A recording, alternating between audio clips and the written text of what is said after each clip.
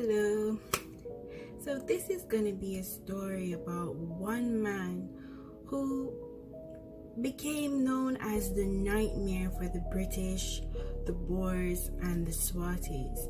These were foreign invaders of the South African lands, and when they hear the name King Sekhukhune, they tremble. Like, this was a powerful enemy.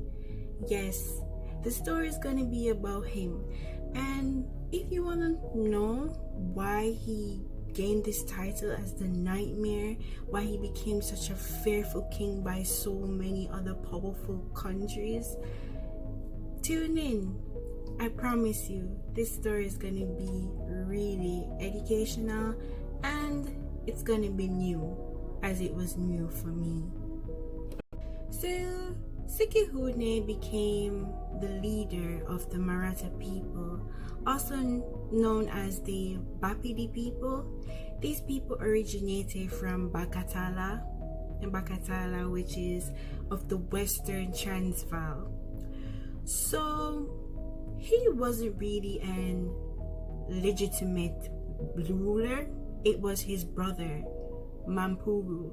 And when Sekhukhune gained his power through military forces, his brother slash his rival, who was a legitimate heir of the Pedi people, had to flee the land. So he grew more powerful. We're talking about Sekhukhune. He grew more powerful through military conquest and diplomatic marriages, and soon later he became a pain in the ass for foreign invaders like the Imperial Britain and the Boers, who envied the Pedi lands.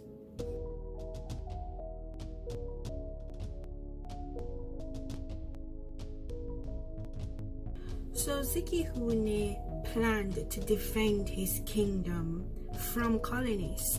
He knew that the Boers and the British was a threat back in 1863, and right after he became in power, he called all royal counselors, advisors, and other officials, and he indicated to them that he had a new political manifesto. They must have been shocked. And guess what he said? He said that he was not going to fall for the pressures of the foreign invaders. He wasn't going to do it anymore. He planned to cancel all peace treaties that his grandfather and his father, who were former leaders of the Pedi people, he was going to cancel these peace treaties with the Swazis, the Boers, and the Zulus. He was like, enough is enough. I will be taking back our lands.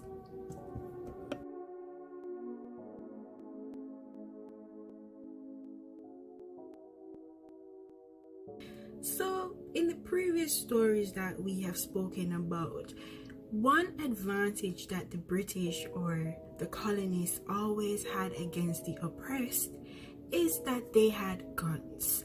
King Sekhukhune knew that guns had the upper hand. Thus, he sent some of his men from his kingdom to work in white farms and diamond mines. And with the money that they earned from these farms and diamond mines, they would tax it and use it to buy guns from the Portuguese.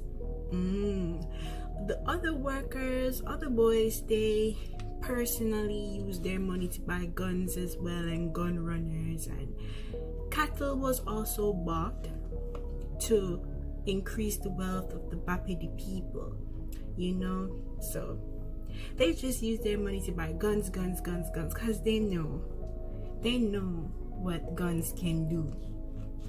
King Sekhukhune had sense.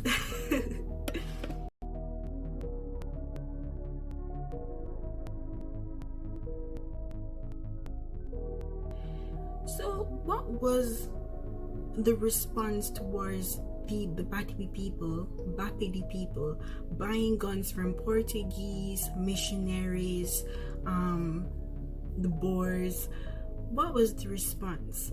The politicians and other white colonists they weren't so comfortable with Africans owning firearms.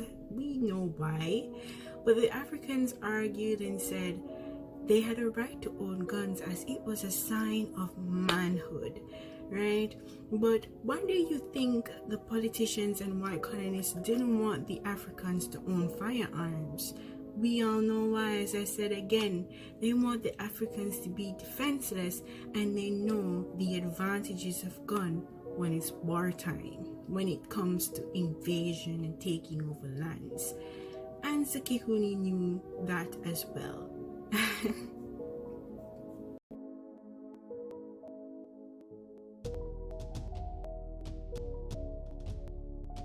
So it was during this period that war between King Sekhukhune and the Boers of the Transvaal Republic began. The war started over a wagload of wood. That was back then, guys. People fought over wood.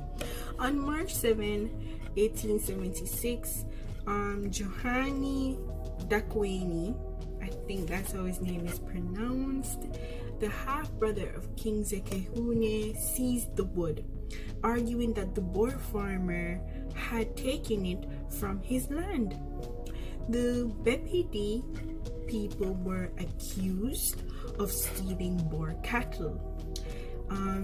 Dakweni was also accused of burning down a mission station operated by a Lutheran minister called Albert. Yeah.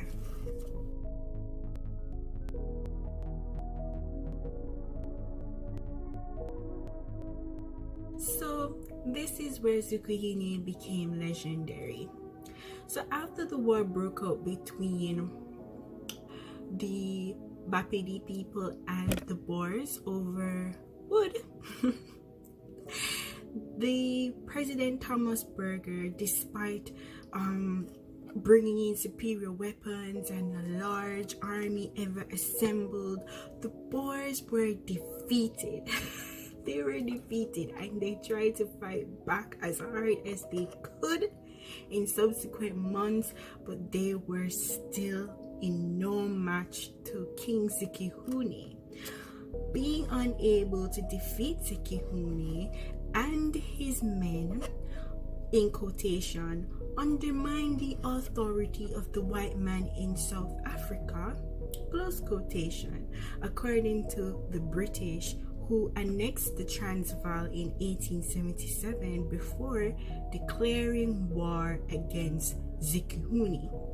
Between March 1878 and June 1879, the British tried on three different occasions, and they still could not defeat King Sekhukhune and his army. They just failed every time they tried. Imagine that. Superior Imperial Britain had no match against an African tribe. And guess why? Because the African people are now armed with guns. You know, this is the advantage in every war against British and European invaders. Guns.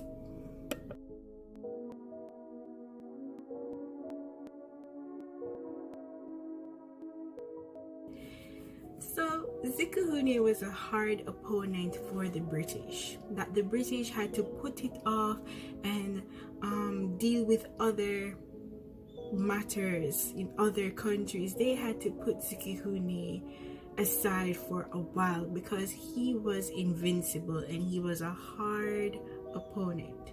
You know, they were shocked themselves. They're like, these Africans.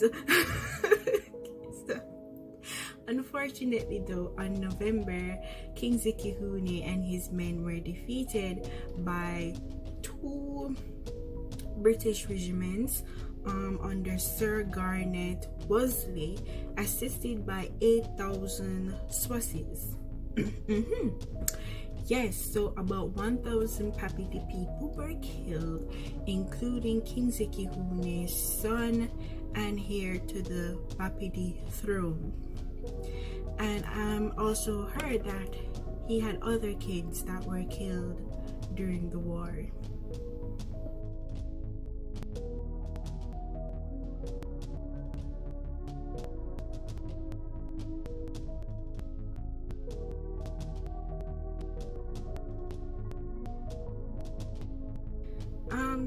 So I know this story sounds a bit short, but I just had to be precise. King Sekhukhune was invincible. As the British fought and fought and fought and fought against him, they had to put him off, and they continued again until he was caught. So he fled after the defeat of the Pedi people, but he was caught on December the 2nd of 1879. He was sent to prison in Pretoria and remained there until signing a peace treaty between the British and the Boers. Or should we say that he probably was forced, or he negotiated? I don't know. But as he was let out of prison, he was murdered by his long-living rival and flesh and blood brother. He was killed on August 13, 1882 by Mumperu. So Mumperu came back and get back his revenge. He's like, you stole my crown, you son of a... Remember I said before, Mumperu was the legitimate heir of the Pedi people, and he fled when his illegitimate brother Sekhukhune gained power from military forces and took the throne. So of course there's some hate, and Mumperu got his revenge.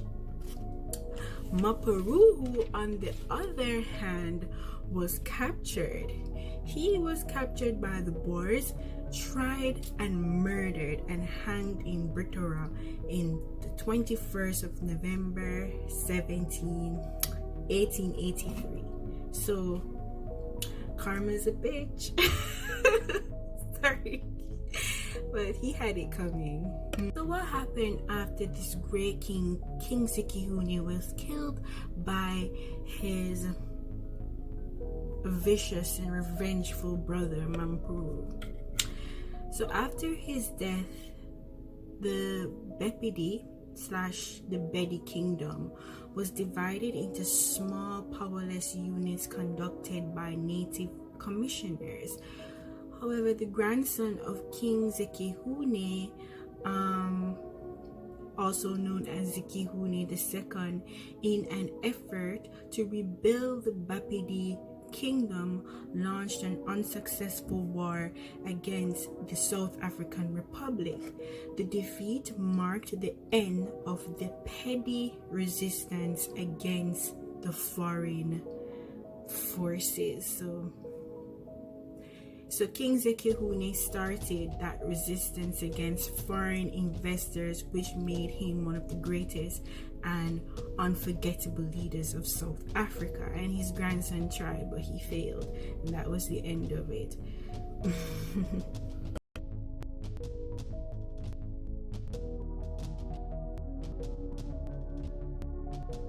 So one legacy about King Sekhukhune is that on the London Times back then was the newspaper many years ago, I think it still exists, which was not known at that time, like in the early 19th century, for reporting on the deaths of African leaders. They published an article on the 3rd of August 1882 acknowledging King Sekhukhune's resistance against the Boers and the British. It was said in quotation, "We hear this morning of the death of one of the greatest, bravest of our former enemies." And Bertie enemies, they're the ones invading the lands. The chief Sekhukhune. I would love to say King Sekhukhune, because Saying chief feels like they're trying to devalue his title, and I don't like that. So they continued. The news carries us some years back at a time when the name Sekhukhune was a name of dread. First the Dutch and then to the English, colonists of the Transvaal and Natal. Yeah, he did that. So even at the end of King Sekhukhun's time and the long battle that the British had with him, and the challenges and the tribulations and everything they had against this leader, they had to acknowledge him and give him the glory, praise his name, not really praise, but give him the acknowledgement he deserved, as they respected him. He was an opponent that they admired. So I have an important question for you. Do you think that you have your King Sekhukhune spirit? What is this spirit, King Sekhukhune spirit? It's quite simple, resilient and powerful. You are a nightmare. You are so you're just so phenomenal in your own way, and you are seen as an opponent to lots of people.